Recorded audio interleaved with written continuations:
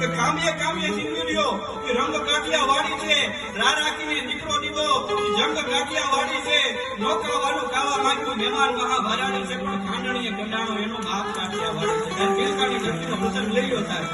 શેઠ સંગાળ સામે ગંગાવતી પોતાના એમ કહેવાય, પેટના દીકરાને એમ કહેવાય, ખાણાની મારી એમ કહેવાય, ખાણી ખવડાવી દીધો.